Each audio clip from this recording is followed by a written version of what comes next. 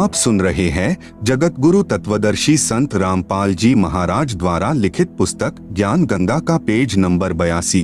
सतिगुरु राखे से बढ़ भागे, नानक गुरु की चरणों लागे। पृष्ठ 414। मैं गुरु पूछिया अपना साचा बिचारीरा। पृष्ठ 439। उपरोक्त अमृतवाणी में श्री नानक साहेब जी स्वयं स्वीकार कर रहे हैं कि साहिब यानी प्रभु एक ही है तथा उनका यानी श्री नानक जी का कोई मनुष्य रूप में वक्त गुरु भी था, जिसके विषय में कहा है कि पूरे गुरु से तत्व ज्ञान प्राप्त हुआ तथा मेरे गुरु जी ने मुझे अमृत नाम यानी अमर मंत्र अर्थात पूर्ण मोक्ष करने वाला उपदेश नाम मंत्र दिया। वही मेरा गुरु नाना रूप धारण कर लेता है, अर्थात वही सत्पुरुष है, वही जिंदा रूप बना लेता है।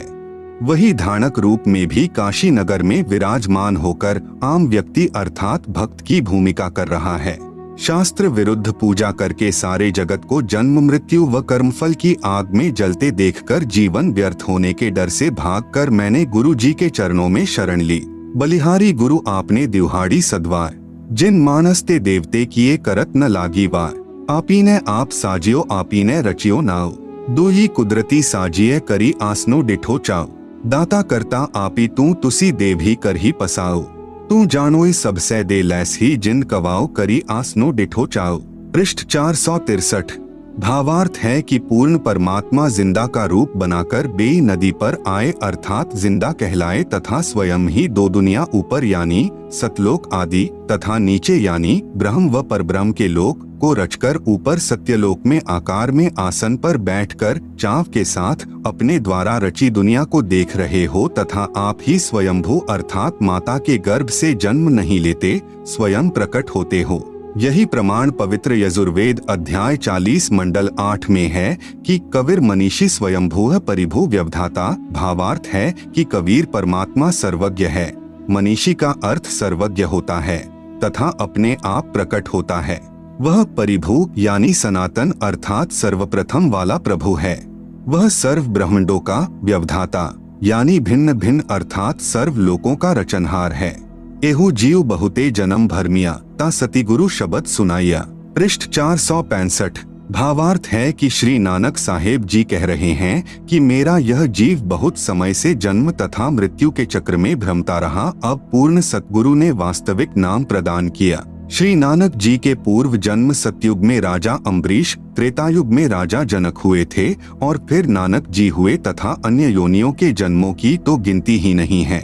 प्रभु कबीर जी ने स्वामी रामानंद जी को तत्व ज्ञान समझाया।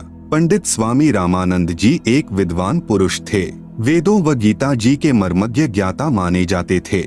आप सुन रहे हैं जगत गुरु तत्वदर्शी संत रामपाल जी महाराज द्वारा लिखित पुस्तक ज्ञान गंगा का पेज नंबर 83।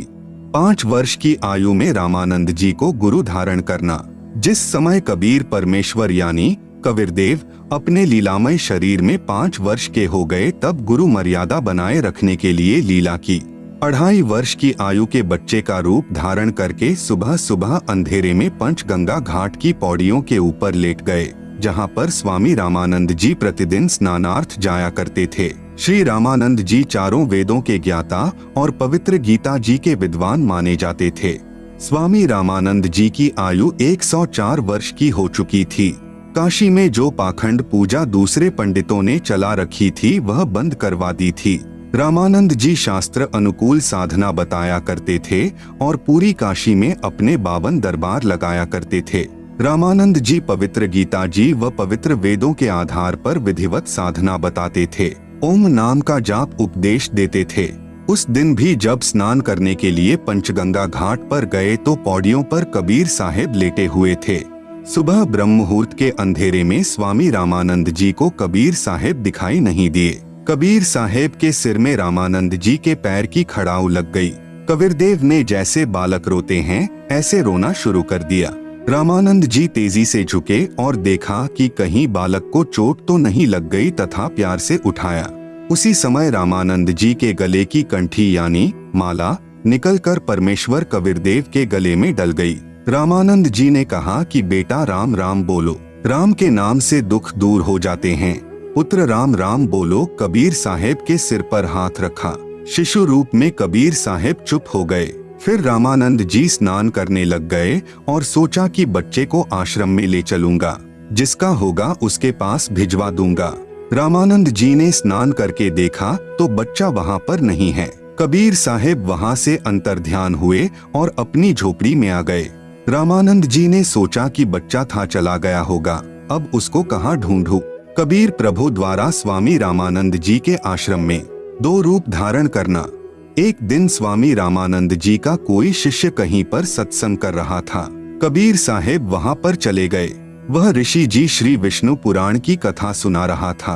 वह कह रहा था कि भगवान विष्णु जी सारी सृष्टि के रचनहार हैं, यही पालन करता है, यही राम और कृष्ण रूप में अवतार आने वाली परम शक्ति हैं, अजन्मा हैं। श्री विष्णु जी के कोई माता पिता नहीं हैं।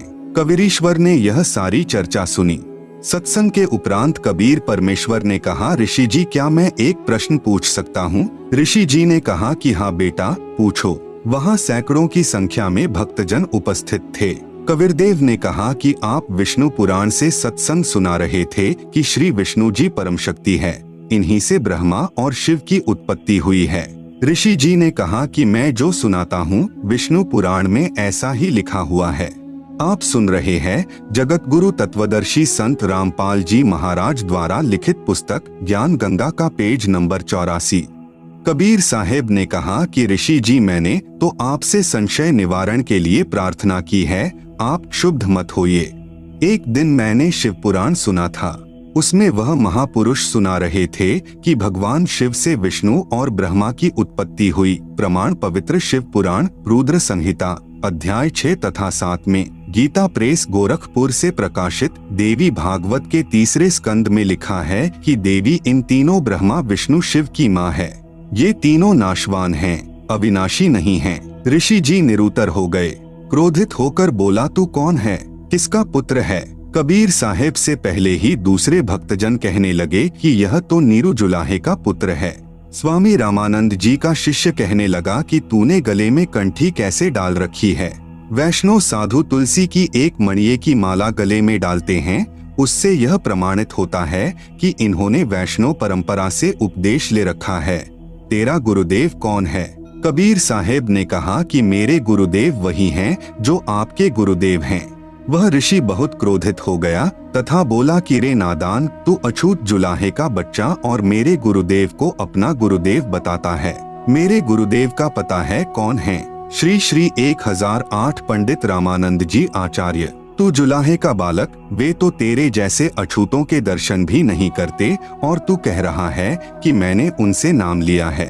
देख लो भाई भक्तजनों, यह झूठा कपटी है। अभी गुरुदेव के पास जाऊंगा और उनको तेरी सारी कहानी बताऊंगा। तू छोटी जाति का बच्चा हमारे गुरुदेव की बेइज्जती करता है। कविरग्नि बोले कि ठीक है, गुरुदेव जी को बताओ। उस ऋषि ने जाकर श्री रामानंद जी को बताया कि गुरुदेव एक जुलाहे जाति का लड़का है, उसने तो हमारी नाक काट दी। वह कहता है कि स्वामी रामानंद जी मेरे गुरुदेव है। हे भगवान, हमारा तो बाहर निकलना दुभर हो गया। स्वामी रामानंद जी बोले कि कल सुबह उसको बुला कर लाओ, कल देखना तुम्हारे सामने मैं उसको कितना दंड दूंगा। स्वामी रामानंद जी के मन की बात बताना। अगले दिन सुबह सुबह कबीर साहेब को 10 नादान व्यक्तियों ने पकड़कर श्री रामानंद जी के सामने उपस्थित कर दिया। रामानंद जी ने यह दिखाने के लिए कि मैं कभी छोटी जाति वालों के दर्शन भी नहीं करता, यह झूठ बोल रहा था कि इसने मेरे से दीक्षा ली है, आगे पर्दा लगा लिया। रामानंद जी ने पर्दे के पीछे से पूछा कि तू कौन है और तेरी क्या जाति है, तेरा कौन सा पंथ है, अर्थात किस परमात्मा की पूजा करता है। रामानंद अधिकार सुनी, जुल्हा अक जगदीश दास गरीब बिलंबना ताही नवावत शीश। रामानंद को गुरु कहे तन से नहीं मिलात, दास गरीब दर्शन भय पैड़े लगी जुलात। पंथ चलत ठोकर लगी, राम नाम कही दीन, दास गरीब कसर नहीं सीख लई प्रबीन। आड़ा पर्दा लाए करी, रामानंद बूझंत, दास गरीब कुलंग छवि अधर डाक कूदंत। कौन जाति कुल पंथ है, कौन तुम्हारा नाम, दास गरीब अधीन गति, बोलत है बलीजाम। आप सुन रहे हैं जगत गुरु तत्वदर्शी संत रामपाल जी महाराज द्वारा लिखित पुस्तक ज्ञान गंगा का पेज नंबर 85। उत्तर कबीर जी का, जाति हमारी जगत गुरु परमेश्वर पद पंथ दास गरीब लिखती पर है नाम निरंजन कंत। रामानंद जी बोले, रे बालक सुन दुर्बुद्धि घट मठ तन आकार दास गरीब दर्द लग्या। वो बोले सिरजनहार तुम मोमन के पालवा जुल्हे के घर बास दास गरीब अज्ञान गति एता दृढ़ विश्वास। मान बड़ाई छांडी करी बोलो बालक बैन दास गरीब अधम मुखी एता तुम घट फै। तर्क तलु से बोलते रामानंद सुर ज्ञान दास गरीब कुजाती है आखर नीच निदान। परमेश्वर कबीर जी यानी कबीरदेव ने प्रेम पूर्वक उत्तर दिया। महके बदन खुलास कर सुनी स्वामी प्रवीण दास गरीब मनी मरे मैं आजिज आधी। मैं अविगत गति से परे चारी बेद से दूर दास गरीब दशों दिशा सकल सिंध भरपूर हूँ खालिक हमरा नाम दास गरीब अजाती हूँ तै जू कहिया बली जाम। जाति पाती मेरे नहीं बस्ती नहीं गाम दास गरीब अनिन गति नहीं हमारे नाम। नाद बिंद मेरे नहीं गुदा नहीं गात दास गरीब शब्द सजा नहीं किसी का साथ। सब संगी बिछरू नहीं आदि अंत बहुजाही दास गरीब सकल वंसु बाहर भीतर माही। इस स्वामी सृष्टा में सृष्टि हमारे तीर दास गरीब अधर बसु अविगत सत्य कबीर। पौहमी धरणी आकाश में मैं व्यापक सब ठौर दास गरीब न दूसरा हम समतुल नहीं और। हम दासन के दास हैं कर्ता पुरुष करीम दास गरीब अवधूत हम ब्रह्मचारी सी। सुनी रामानंद राम हम मैं बावन नरसिंह दास गरीब कली कली हम ही से कृष्ण अभंग। हम ही से इंद्र कुबेर हैं ब्रह्मा विष्णु महेश दास गरीब धर्म ध्वजा धरणी रसातल शेष। सुनी स्वामी सती भाखू झूठ न हम रेंच दास गरीब हम रूप बिन और सकल प्रपंच। गोता लाऊं स्वर्ग से फिरी पैठू पाताल गरीब दास ढूंढत फिरूं हीरे माणिक लाल।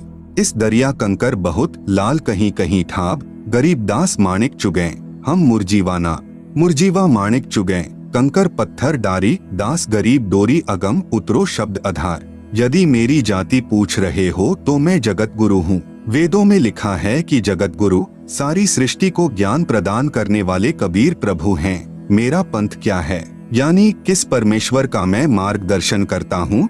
इसके उत्तर में कबीर जी ने कहा मेरा परमेश्वर पंथ है। ईश्वर परमेश्वर यानी ब्रह्म परब्रह्म पूर्ण ब्रह्म तथा अक्षर पुरुष परम अक्षर पुरुष। मैं उस सर्वोच्च शक्ति यानी सुप्रीम पावर परमेश्वर का मार्गदर्शन करने आया हूँ जो अनंत कोटि ब्रह्मांड के रचयिता और धारण पोषण करने वाले हैं। वेदों में जिसको कबीरदेव कबीरग्नि आदि नामों से संबोधित किया है। ईश व अक्षर पुरुष तो ब्रह्म को कहा जाता है जो केवल 21 ब्रह्मांड का स्वामी है। पर ब्रह्म व अक्षर पुरुष को ईश्वर कहा जाता है जो 7 शंख ब्रह्मांडों का स्वामी है तथा परम अक्षर पुरुष को पूर्ण ब्रह्म व परमेश्वर कहा जाता है जो असंख्य ब्रह्मांडों का स्वामी है अर्थात कुल का मालिक है। और इसलिए कबीर जी ने स्वामी रामानंद जी से कहा कि मेरा पंथ परमेश्वर की प्राप्ति वाला है। आप सुन रहे हैं जगत गुरु तत्वदर्शी संत रामपाल जी महाराज द्वारा लिखित पुस्तक ज्ञान गंगा का पेज नंबर 86।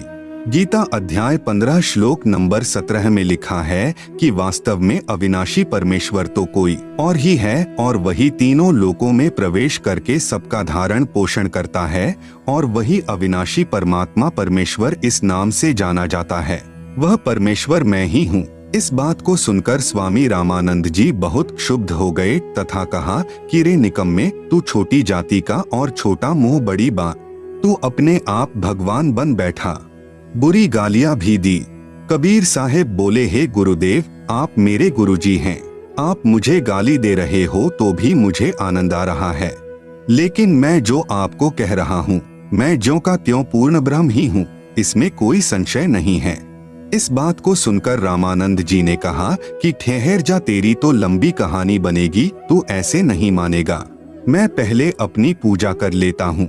रामानंद जी ने कहा कि इसको बैठाओ मैं पहले अपनी कुछ क्रिया रहती है वह कर लेता हूँ बाद में इससे निपटूंगा। स्वामी रामानंद जी क्या क्रिया करते थे। भगवान विष्णु जी की एक काल्पनिक मूर्ति बनाते थे। सामने मूर्ति दिखाई देने लग जाती थी।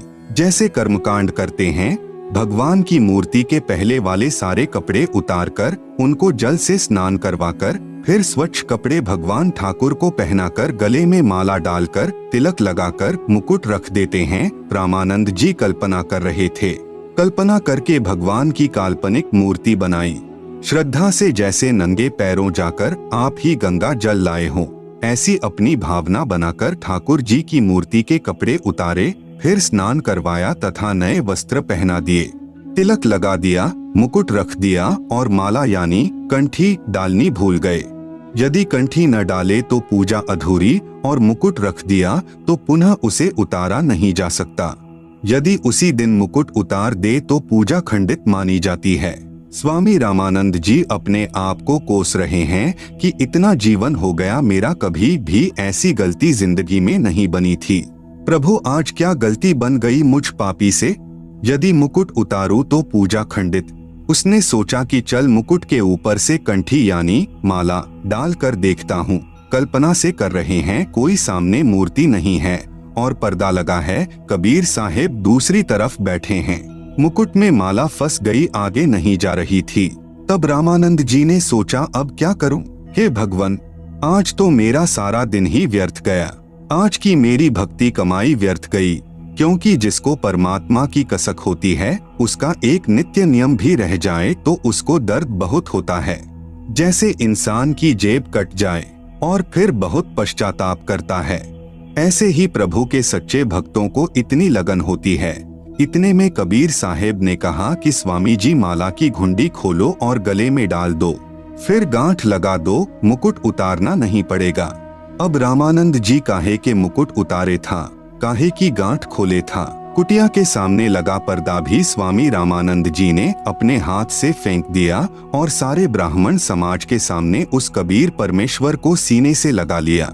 रामानंद जी ने कहा कि हे भगवान, आपका तो इतना कोमल शरीर है जैसे रुई हो और मेरा तो पत्थर जैसा शरीर है। एक तरफ तो प्रभु खड़े हैं और एक तरफ जाति व धर्म की दीवार है।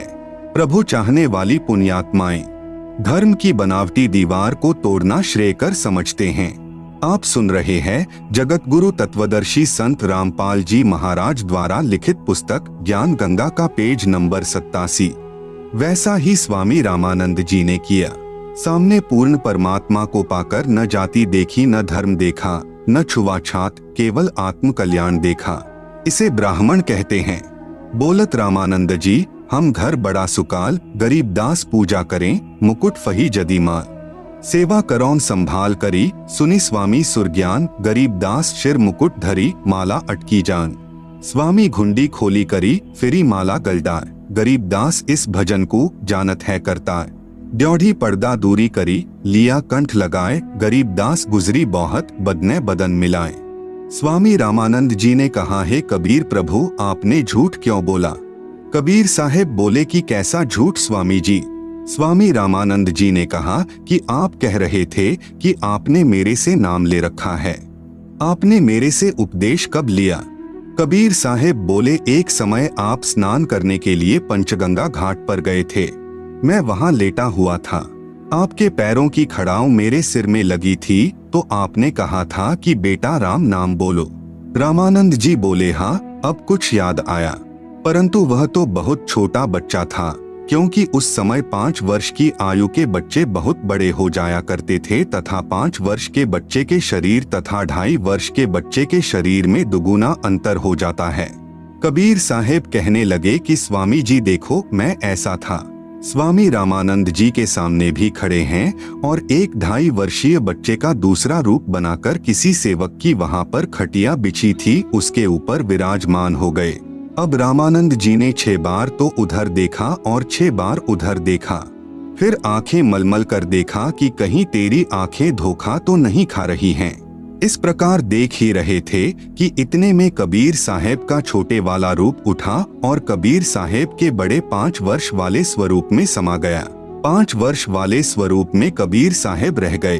मन की पूजा तुम लखी, मुकुट माल परवेश, गरीब दास गति को लखै, कौन वरण क्या भेष। यह तो तुम शिक्षा दई, मानी लई मनमोर, गरीब दास कोमल पुरुष, हमरा बदन कठोर। तब रामानंद जी बोले कि मेरा संशय मिट गया। हे परमेश्वर, आपको कैसे पहचान सकते हैं? आप किस जाति में तथा वेशभूषा में खड़े हो? हम नादान प्राणी आपके साथ वाद विवाद करके दोषी हो गए, क्षमा करना पूर्ण परमेश्वर कबीरदेव, मैं आपका अनजान बच्चा हूँ। स्वामी रामानंद जी को सत्यलोक दर्शन। सुनी बच्चा मैं स्वर्ग की कैसे छाड़ो रीति, गरीबदास गुदरी लगी, जन्म जात है बीत। चारी मुक्ति बैकुंठ में, जिनकी मोरे चाह, गरीबदास घर अगम की, कैसे पाँव था। हेम रूप जहाँ धरणी है, रतन जड़े बौ शोभ, गरीबदास बैकुंठ को तन मन हमरा लोभ। शंख चक्र गदा पदम है, मोहन मदन मुरारी, गरीबदास मुरली बजय, सुरगलोक दरबारी। दूधों की नदियां बगै, सेत वृक्ष सुभान, गरीबदास मंडल मुक्ति, सुरगापुर अस्थान। रतन जड़ाऊ मनुष्य हैं, गण गंधर्व सब देव, गरीबदास उस धाम की कैसे छाड़ू से। आप सुन रहे हैं जगत गुरु तत्वदर्शी संत रामपाल जी महाराज द्वारा लिखित पुस्तक ज्ञान गंगा का पेज नंबर 88। ऋग युज साम अथर्वणम, गावे चारों वेद, गरीबदास घर अगम की, कैसे जानो भेद। चारी मुक्ति चितवन लगी, कैसे बंचुता ही, गरीबदास गुप्तारगति, हमको द्यो समझाए। सुरग लोक बैकुंठ है, यासे परै न और, गरीबदास षटशास्त्र चारी वेद की दौर। चारी वेद गावे तिसे, सुर नर मुनि मिलाप, गरीबदास ध्रुवपोर जिस, मिटी गए तीनों ताप। प्रहलाद गए तिस लोक को, सुरगापुरी समूल, गरीबदास हरि भक्ति की, मैं बंचत हूँ धूल। बिंद्रावन गए तिस लोक को, सुरगापुरी समूल, गरीबदास उस मुक्ति को, कैसे जाऊं भूल। नारद ब्रह्मा तिस रटै, गावे शेष गणेश, गरीबदास बैकुंठ से, और परै को देश। सहंस 88 जिस जपै, और 3300 सेव, गरीबदास जासै परै, और कौन है देव। सुनि स्वामी निज मूल गति, कही समझाऊं तो ही, गरीबदास भगवान को, राख्या जगत समोही। तीनी लोक के जीव सब, विषय वास भरमाए, गरीबदास हमको जपै, तिसको धाम दिखाए। जो देखेगा धाम को, सो जानत है मुझ, गरीबदास तो से कहूँ, सुनी गायत्री गुज। कृष्ण विष्णु भगवान को, जहडाए हैं जीव, गरीबदास त्रिलोक में, काल कर्म शिर शिव। सुनि स्वामी तो से कहूँ, अगम दीप की सैल, गरीबदास पूठे परे, पुस्तक लादे बैल। पौहमी धरणी आकाश थंभ, चलसी चंदर सूर, गरीबदास रज बिरज की, कहाँ रहेगी धूर। तारायन त्रिलोक सब, चलसी इंद्र कुबेर, गरीबदास सब जात हैं, सुरग पाताल सुमेर। चारी मुक्ति बैकुंठ बट, फना हुआ कई बार, गरीबदास अलप रूप मग, क्या जाने संसार। कहो स्वामी कित रहोगे, 14 भुवन बिहंड, गरीबदास बीजक कहिया, चलत प्राण और पिंड।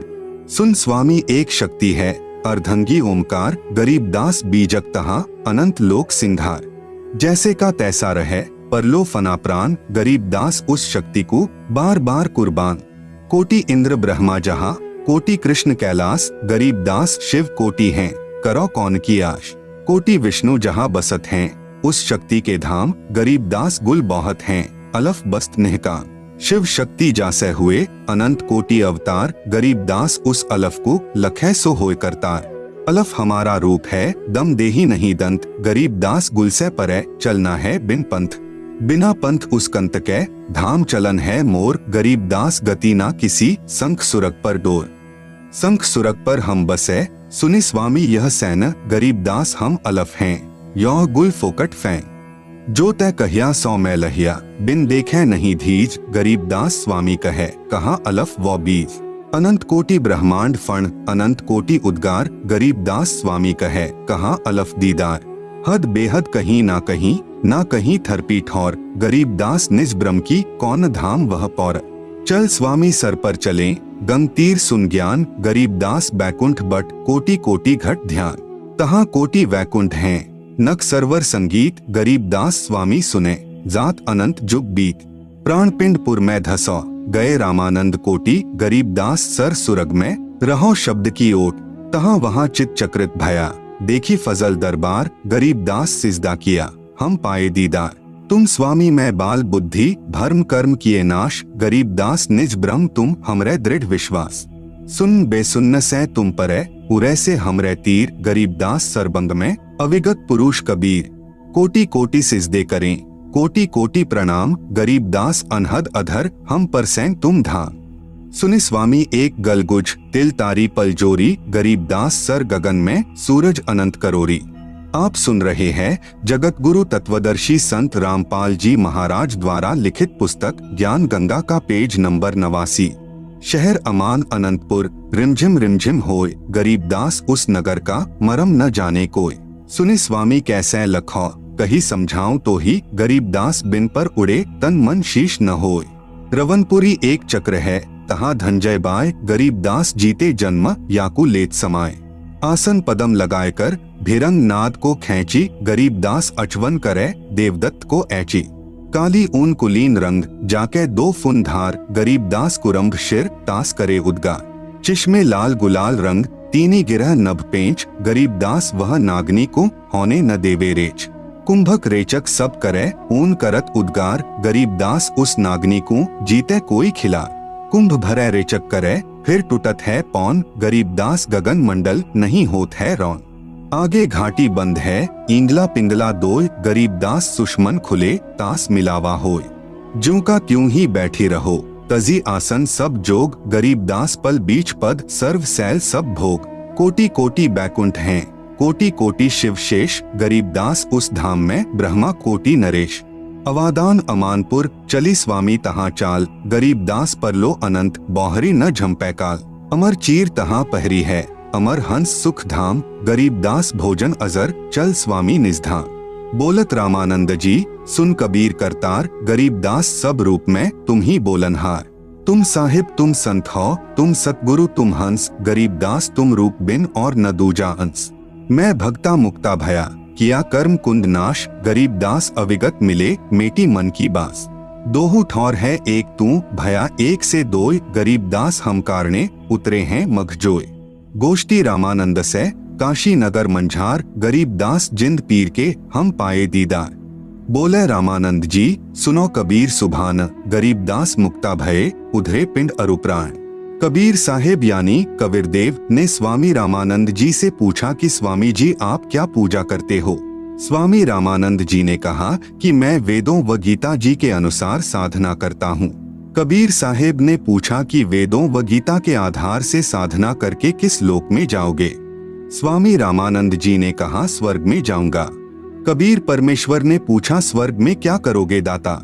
रामानंद जी ने कहा कि वहाँ पर बहुत प्यारे भगवान विष्णु जी हैं, उनके दर्शन किया करूंगा और वहाँ पर दूधों की नदी है, वहाँ कोई चिंता नहीं है, कोई फिक्र नहीं है, मैं वहाँ आनंद से रहूंगा।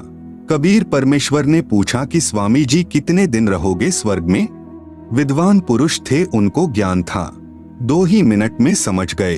स्वामी जी बोले मेरी जितनी भक्ति की कमाई होगी तब तक रहूंगा। कबीर साहेब ने पूछा कि फिर कहाँ जाओगे। रामानंद जी ने कहा न जाने कर्माधार पर कहाँ तथा किस योनि में जन्म होगा। कबीर साहेब ने कहा कि यह साधना तो स्वामी जी आपने असंख्यों बार की है, इससे जीव मुक्त नहीं हो सकता। आप श्री विष्णु जी की साधना करके स्वर्ग लोक में जाना चाहते हो।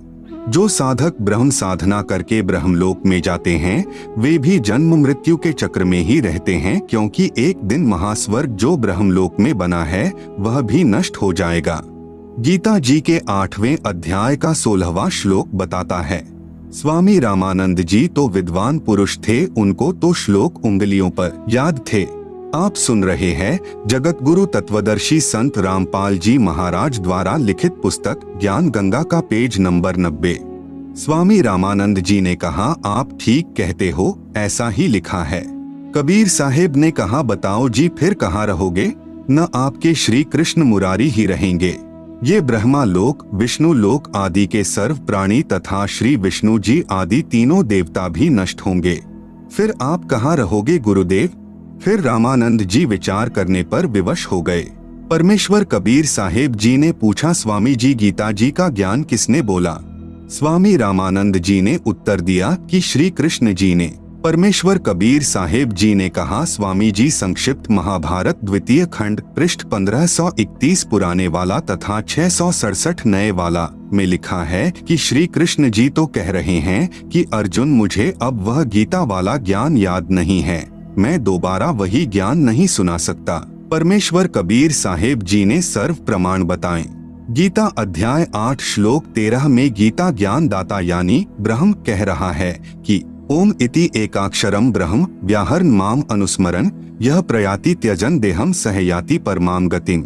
इसका शब्दार्थ है कि गीता बोलने वाला ब्रह्म अर्थात काल कह रहा है कि माम ब्रह्म यानी मुझ ब्रह्म का तो इति यानी यह ओम एकाक्षरम यानी ओम एक अक्षर है, व्याहरण यानी उच्चारण करके, अनुस्मरण यानी स्मरण करने का, यह यानी जो साधक, त्यजन देहम यानी शरीर त्यागने तक अर्थात अंतिम श्वास तक, प्रयाति यानी स्मरण साधना करता है, सह यानी वह साधक ही मेरे वाली, परमाम गतिम यानी परम गति को, याति यानी प्राप्त होता है। भावार्थ है कि श्री कृष्ण जी के शरीर में प्रेतवत प्रवेश करके ब्रह्म अर्थात हजार भुजा वाला ज्योति निरंजन काल कह रहा है कि मुझ ब्रह्म की साधना केवल एक ओम नाम से मृत्यु पर्यंत करने वाले साधक को मुझसे मिलने वाला लाभ प्राप्त होता है, अन्य कोई मंत्र मेरी भक्ति का नहीं है। गीता अध्याय 8 श्लोक 5, 7 तथा 13 में गीता ज्ञान दाता ने अपने विषय में साधना करने को बताया है कि जो मेरी साधना ओम नाम का स्मरण अंतिम श्वास तक करता है वह मुझे ही प्राप्त होगा।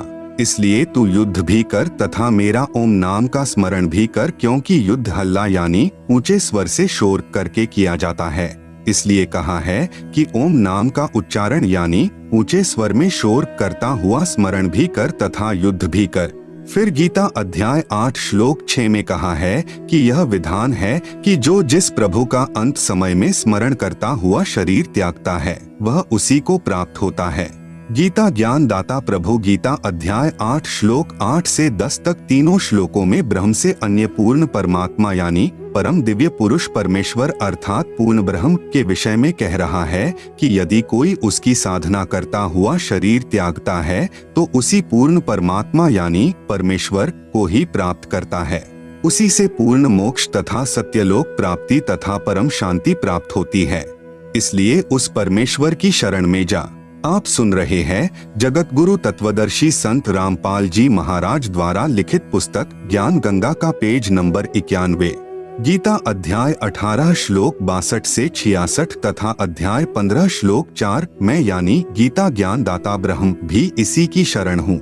रामानंद जी ने सर्व प्रमाणों को आंखों देखकर दांतों तले अंगुली दबाई तथा सत्य को स्वीकार किया। कहा कि बच्चा बात तो शास्त्रों की तू सही बता रहा है जो सत्य है, हमारे को किसी ने ऐसा ज्ञान ही नहीं दिया, हम क्या करें।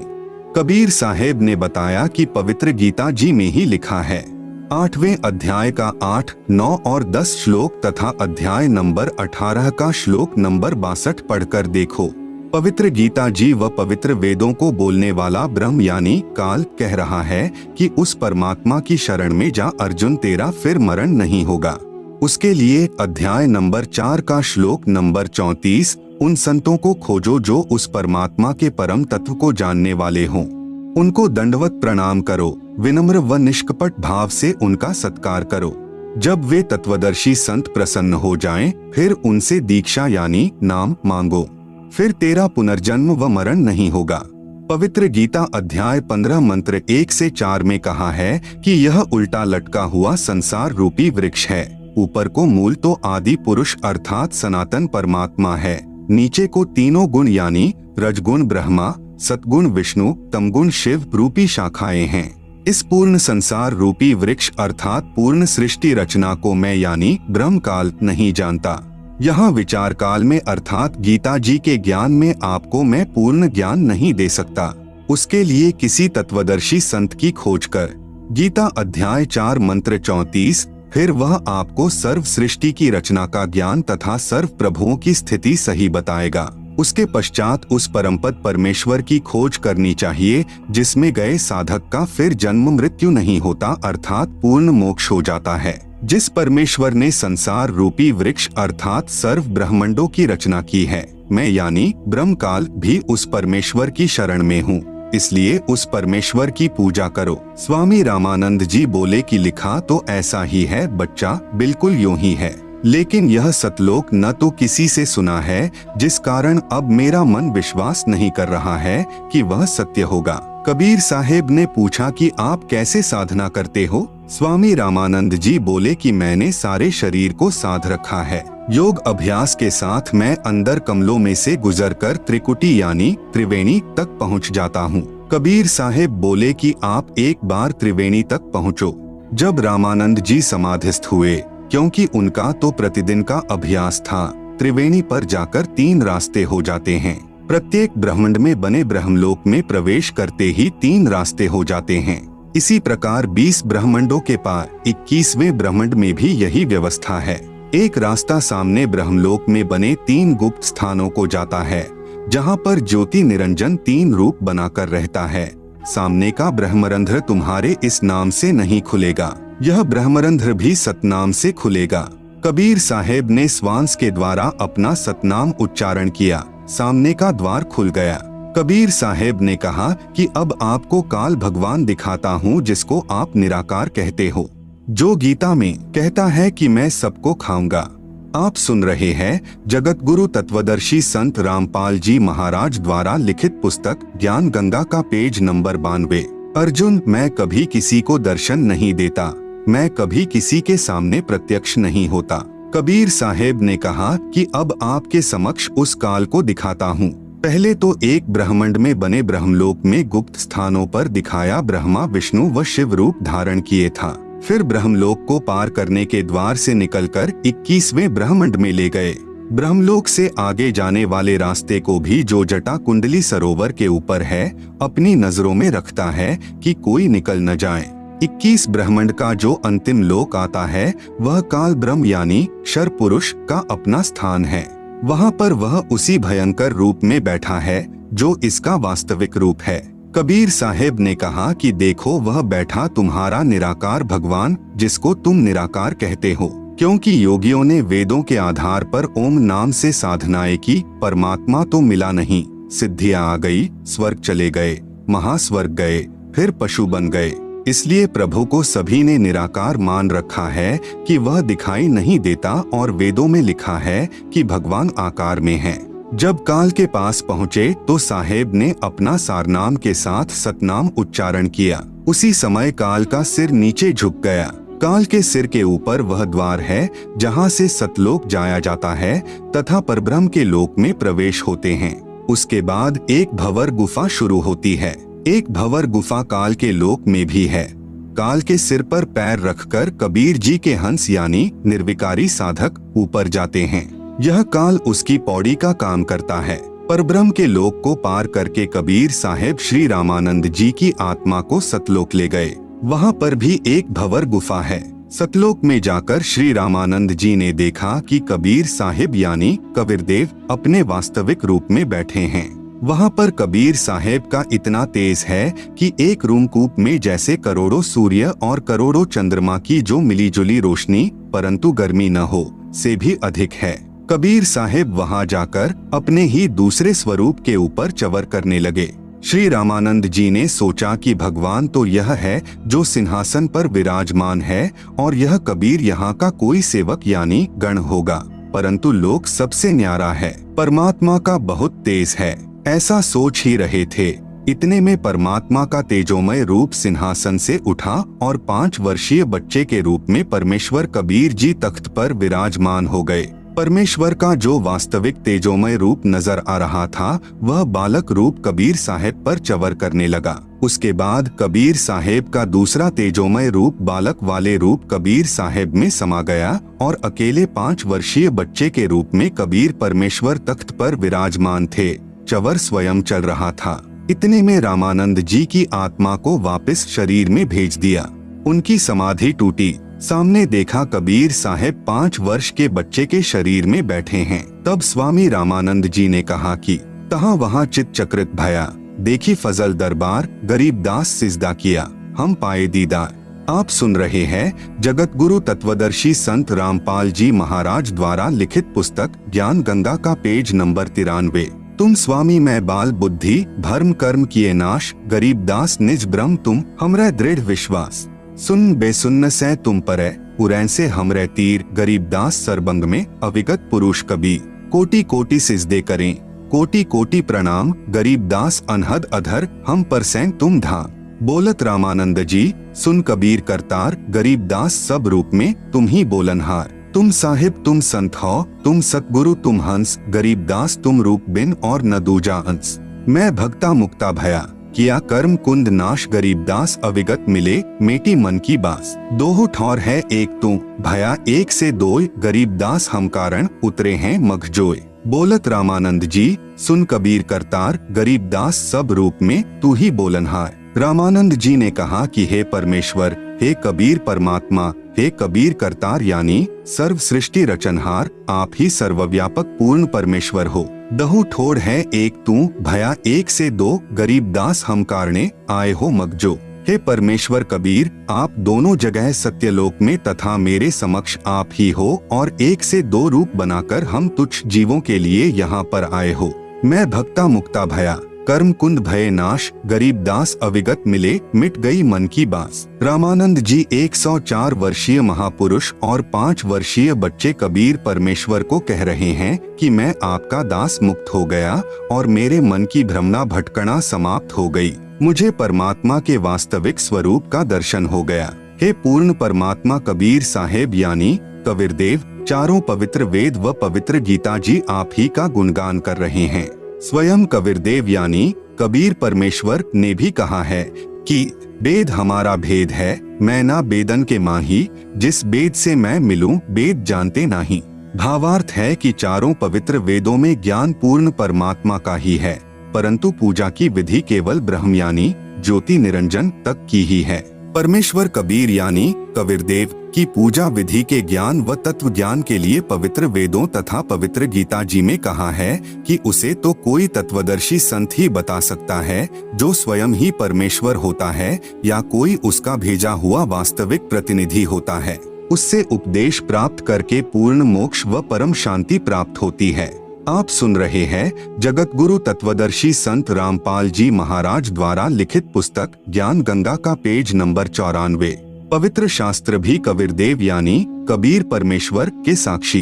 इसी प्रकार कबीरदेव यानी कबीर परमेश्वर ने मुसलमानों को बुरा नहीं कहा है, न ही पवित्र कुरान शरीफ को गलत कहा है। केवल उन काजी व मुल्लाओं को लताड़ा है जो सर्व समाज को कुरान शरीफ के वास्तविक ज्ञान के विपरीत मनमानी साधना करवा रहे हैं। जैसे पवित्र वेदों के बोलने वाला ब्रह्म कह रहा है कि पूर्ण परमात्मा कबीरदेव के विषय में कोई जन्म लेकर अवतार रूप में आना मानते हैं, कोई कभी जन्म न लेने वाला निराकार कहते हैं। उसकी जानकारी तो धीराणाम यानी तत्वदृष्टा संत ही बताएंगे, मैं यानी ब्रह्म नहीं जानता। यजुर्वेद अध्याय 40 मंत्र 10। इसी का प्रमाण पवित्र गीता अध्याय 4 श्लोक 34 तथा अध्याय 15 श्लोक 1 से 4 में भी है। जब तक वह तत्वदर्शी संत नहीं मिलेगा तब तक जीव का कल्याण असंभव है।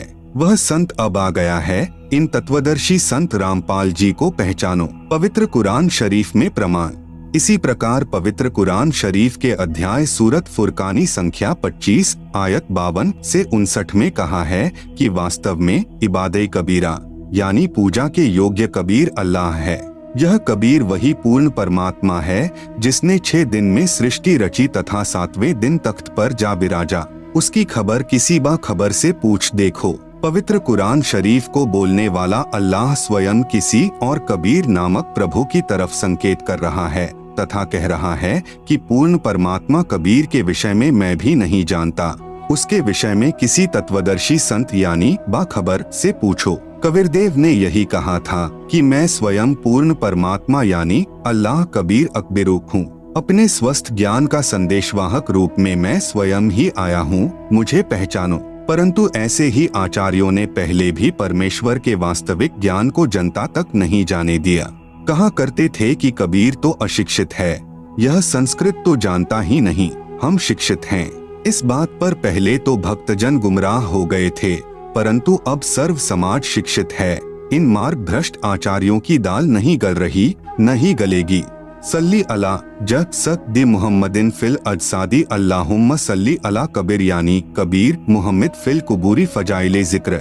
नंबर 5 हुजूरे अक़दस सल्लल्लाहु अलैहि वसल्लम का इरशाद है कि कोई बंदा ऐसा नहीं कि ला इलाहा इल्लल्लाह कहे और उसके लिए आसमानों के दरवाजे न खुल जाएं, यहाँ तक कि यह कलिमा सीधा अर्श तक पहुँचता है, बशर्ते कि कबीरा गुनाहों से बचाता रहे। आप सुन रहे हैं जगत गुरु तत्वदर्शी संत रामपाल जी महाराज द्वारा लिखित पुस्तक ज्ञान गंगा का पेज नंबर 95।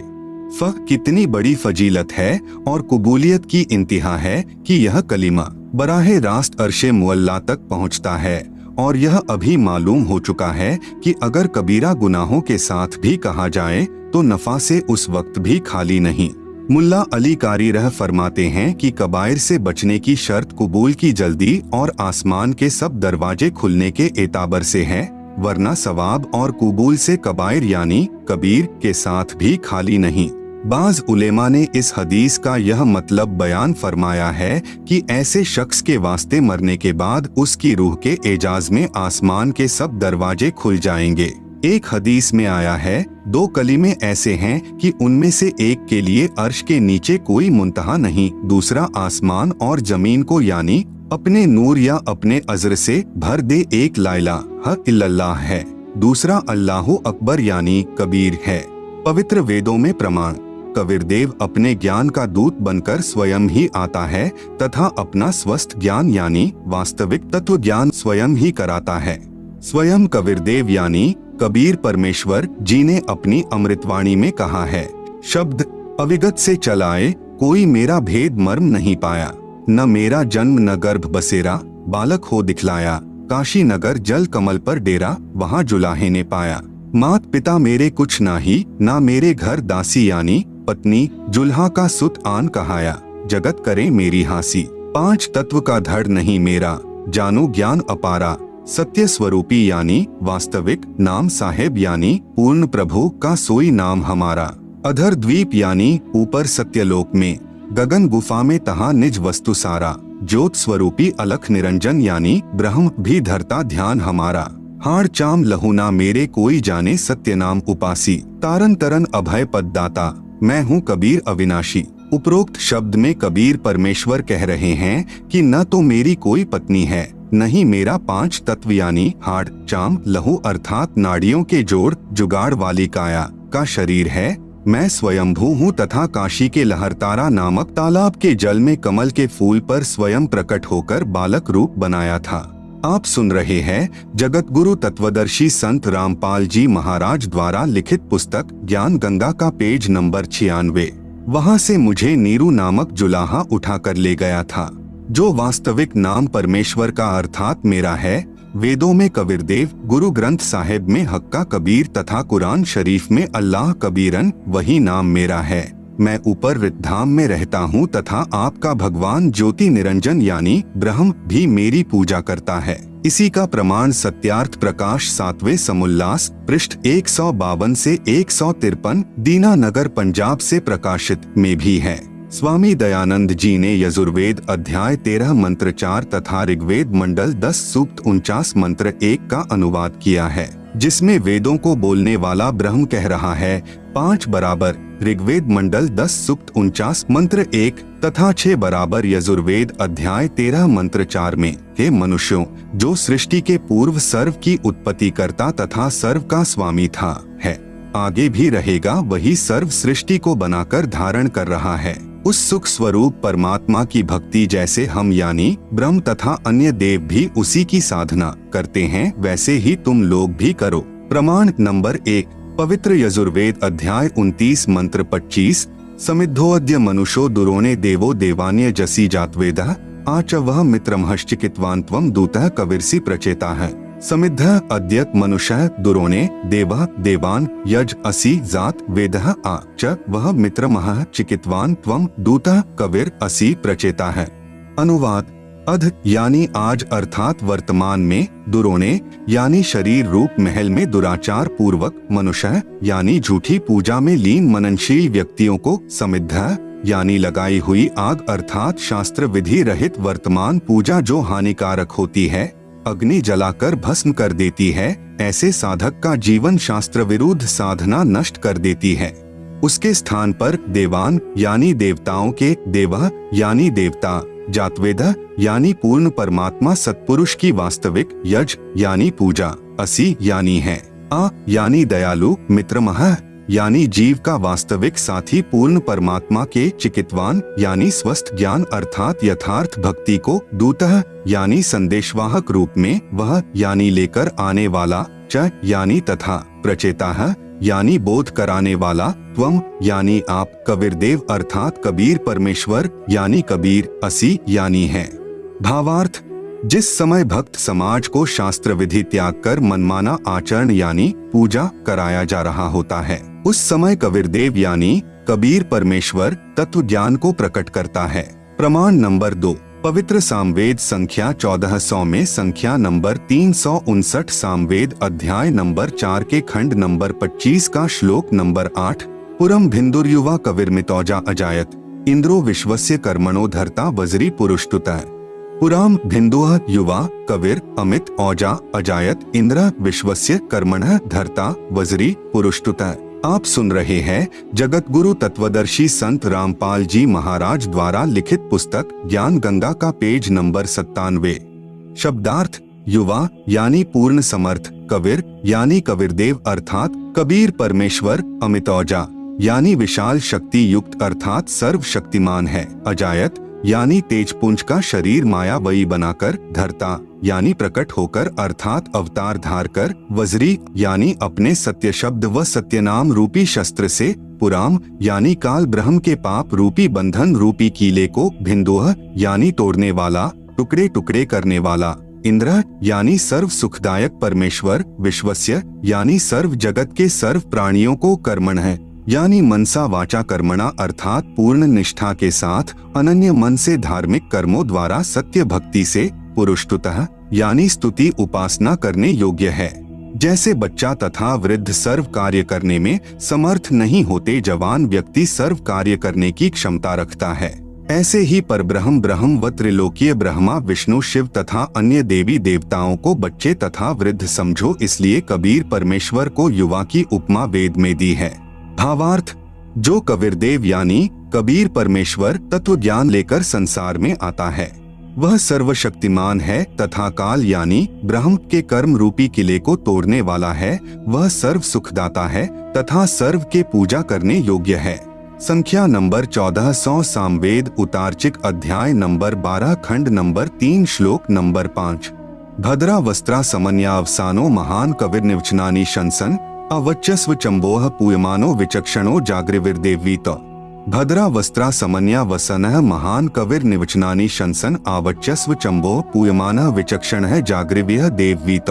अनुवाद, विचक्षणः यानी चतुर व्यक्तियों ने, आवच्यस्व यानी अपने वचनों द्वारा पूर्ण ब्रह्म की पूजा को न बताकर आन उपासना का मार्गदर्शन करके अमृत के स्थान पर, पूयमानः यानी आन उपासना जैसे भूत प्रेत पूजा, पितर पूजा, तीनों गुणों यानी रजगुण ब्रह्मा, सतगुण विष्णु, तमगुण शिव शंकर तथा ब्रह्म काल तक की पूजा रूपी मवाद को, चंबोह यानी आदर के साथ आचमन करा रहे गलत ज्ञान को, भद्रा यानी परम सुखदायक महान कबीर यानी पूर्ण परमात्मा कबीर, वस्त्रा यानी सशरीर साधारण वेशभूषा में अर्थात वस्त्र का अर्थ है वेशभूषा, संत भाषा में इसे चोला भी कहते हैं। चोला का अर्थ है शरीर। यदि किसी संत का देहांत हो जाता है तो कहते हैं कि चोला छोड़ गए समन्या, यानी अपने सत्यलोक वाले शरीर के सदृश अन्य शरीर तेज पुंज का धार कर, वसाना यानी आम व्यक्ति की तरह जीवन जी कर कुछ दिन संसार में रहकर, निवचनानी यानी अपनी शब्दावली आदि के माध्यम से सत्य ज्ञान, शंसन यानी वर्णन करके, देव यानी पूर्ण परमात्मा के, वीतो यानी छिपे हुए सरगुण निर्गुण ज्ञान को, जागृव्य यानी जागृत करते हैं। भावार्थ, शास्त्र विधि विरुद्ध साधना रूपी मवाद अर्थात घातक साधना पर आधारित भक्त समाज को कबीरदेव यानी कबीर परमेश्वर तत्व ज्ञान समझाने के लिए यहाँ संसार में प्रकट होता है। उस समय अपने तेजोमय शरीर पर अन्य शरीर रूपी वस्त्र यानी हल्के तेज का पहन कर आता है, क्योंकि परमेश्वर के वास्तविक तेजोमय शरीर को चर्म दृष्टि से नहीं देखा जा सकता। कुछ दिन आम व्यक्ति जैसा जीवन जीकर लीला करता है तथा परमेश्वर को यानी अपने को पाने वाले ज्ञान को उजागर करता है। आप सुन रहे हैं जगत गुरु तत्वदर्शी संत रामपाल जी महाराज द्वारा लिखित पुस्तक ज्ञान गंगा का पेज नंबर 98। ऋग्वेद मंडल 9 सूक्त 96 मंत्र 17। शिशुम जज्ञानम हर्यतम मृजंती शुंभंती वहनी मरुतो गणे, कविर्गिभ्यः काव्येना कवयः संत सोमः पवित्रमत्येति रेभन। शिशुम जज्ञानम हर्यतम मृजंती शुंभंती वहिन मरुतः गणेन कविर्गीर भी काव्येना कविर संत सोमः पवित्रम अत्येति रेभन। अनुवाद। पूर्ण परमात्मा हर्य शिशुम यानी विलक्षण मनुष्य के बच्चे के रूप में, जज्ञानम यानी जानबूझकर प्रकट होता है तथा अपने तत्व ज्ञान को तम यानी उस समय, मृजंती यानी निर्मलता के साथ, शुंभंती यानी उच्चारण करता है, वहनीय यानी प्रभु प्राप्ति की लगी विरह अग्नि वाले, मरुतः यानी भक्त, गणेन यानी समूह के लिए, काव्येना यानी कविताओं द्वारा कवित्व से, पवित्रम अत्येति यानी अत्यधिक वाणी निर्मलता के साथ, कविर गीर भी यानी कविर वाणी अर्थात कबीर वाणी द्वारा, रेभन यानी ऊंचे स्वर से संबोधन करके बोलता है, कविर संत सोमः यानी वह अमर पुरुष अर्थात सत्पुरुष ही संत अर्थात ऋषि रूप में स्वयं कविरदेव ही होता है। परंतु उस परमात्मा को न पहचानकर कवि कहने लग जाते हैं, परंतु वह पूर्ण परमात्मा ही होता है। उसका वास्तविक नाम कविरदेव है। भावार्थ। ऋग्वेद मंडल नंबर 9 सूक्त नंबर 96 मंत्र 16 में कहा है कि आओ पूर्ण परमात्मा के वास्तविक नाम को जाने। इस मंत्र 17 में उस परमात्मा का नाम व परिपूर्ण परिचय दिया है। वेद बोलने वाला ब्रह्म कह रहा है कि पूर्ण परमात्मा विलक्षण मनुष्य के बच्चे के रूप में प्रकट होकर कविरदेव अपने वास्तविक ज्ञान को अपनी कबीर वाणी के द्वारा निर्मल ज्ञान अपने हंसात्माओं अर्थात पुण्यात्मा अनुयायियों को कविताओं लोकोक्तियों के द्वारा संबोधन करके अर्थात उच्चारण करके वर्णन करता है। इस तत्व ज्ञान के अभाव से उस समय प्रकट परमात्मा को न पहचान कर केवल ऋषि व संत या कवि मान लेते हैं। वह परमात्मा स्वयं भी कहता है कि मैं पूर्ण ब्रह्म हूँ, परंतु लोग वेद के आधार से परमात्मा को निराकार माने हुए प्रजाजन नहीं पहचानते। जैसे गरीबदास जी महाराज ने काशी में प्रकट परमात्मा को पहचानकर उनकी महिमा कही तथा उस परमेश्वर द्वारा अपनी महिमा बताई थी, उसका यथावत वर्णन अपनी वाणी में किया। गरीब जाति हमारी जगत गुरु परमेश्वर है पंथ, दास गरीब लिख पड़े नाम निरंजन कंत। गरीब हम ही अलख अल्लाह है, कुतुब गोस और पीर, गरीब दास खालिक धनी हमरा नाम कबीर। गरीब ऐ स्वामी सृष्टा में, सृष्टि हमरे तीर, दास गरीब अधर बसु अविगत सत कबीर। इतना स्पष्ट करने पर भी उसे कवि या संत, भक्त या जुलाहा कहते हैं, परंतु वह पूर्ण परमात्मा ही होता है। उसका वास्तविक नाम कविरदेव है। वह स्वयं सत्पुरुष कबीर ही ऋषि या संत रूप में होता है, परंतु तत्व ज्ञानहीन ऋषियों व संतों गुरुओं के अज्ञान सिद्धांत के आधार पर आधारित प्रजा उस समय अतिथि रूप में प्रकट परमात्मा को नहीं पहचानते, क्योंकि उन अज्ञानी ऋषियों संतों व गुरुओं में परमात्मा को निराकार बताया होता है।